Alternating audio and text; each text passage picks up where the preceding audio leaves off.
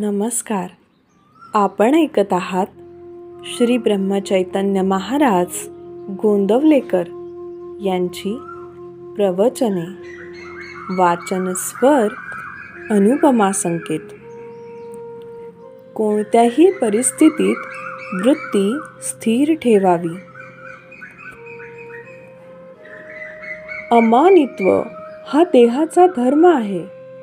दुसऱ्याचा मोठेपणा राखून आपला मोठेपणा वाढवावा. दंभ हा मनाचा धर्म आहे. तो दुसऱ्याला फसवण्याकरता नसावा. स्वतःचे कल्याण करून घेण्यापुरताच दंभ असल्यास हरकत नाही. अहिंसा हा देहाचा आणि मनाचा धर्म आहे. अहिंसा ही हेतूवर अवलंबून असते. वाचेने कोणाचे मन दुखवू नये आणि देहाने परपीडा करू नये. दुसऱ्याचे दोष सांगणे हे हीनपणाचे लक्षण आहे. लौकिकातला मोठेपणा एका जन्माचा घात करतो, पण दंभ आणि हिंसा अनेक जन्मांचा घात करतात. द्वेषामुळे हिंसा घडते, म्हणून आपण कोणाचाही द्वेष करू नये.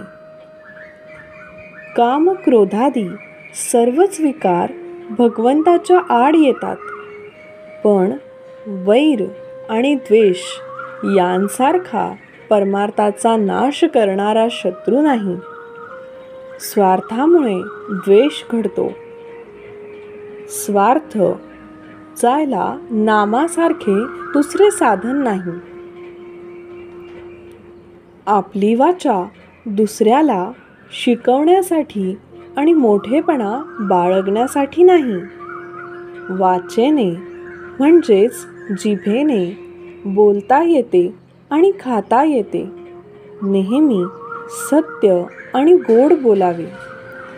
आणि खाण्याच्या बाबतीत जीभ आपल्याला ताब्यात ठेवावी.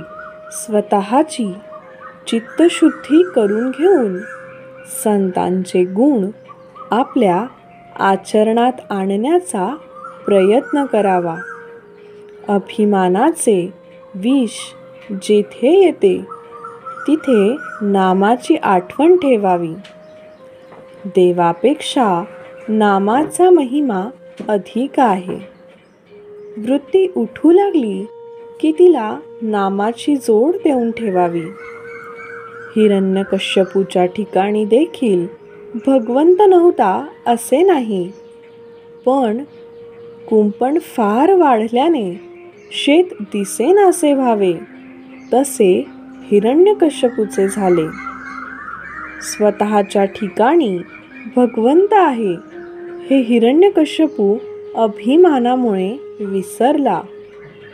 त्यामुळे भगवंताला खंबात दिसावे लागले. अभिमान जरुरीपुरताच ठेवावा. मी रामाचा आहे असा अभिमान धरावा.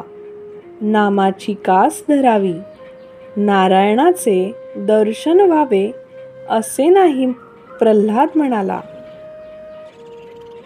नाम नाही सोडणार असे म्हणाला. लहानपणाची वृत्ती चांगली असते. लहानपणात चूक नाहीच आणि सगळा फायदाच असतो. भगवंताजवळ आपण लहान मूल झाल्याशिवाय त्याला कृपेचा पाना फुटायचा नाही. म्हणून आपण भगवंतापाशी लहान व्हावे. लहानपण हे वयावर अवलंबून नसून आपल्या वृत्तीवर अवलंबून असते.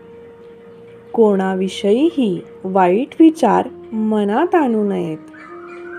त्यापासून आपलेच मन गढूळ होते.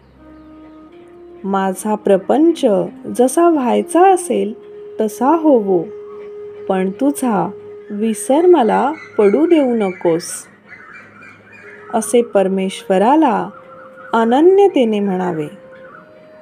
मला खात्री आहे तो तुमच्या सहाय्याला आल्या वाचून राहणार नाही.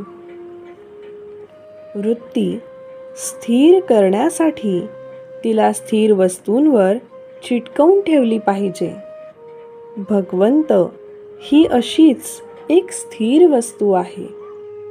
सुंदर दिवसाच्या सुंदर शुभेच्छा. धन्यवाद.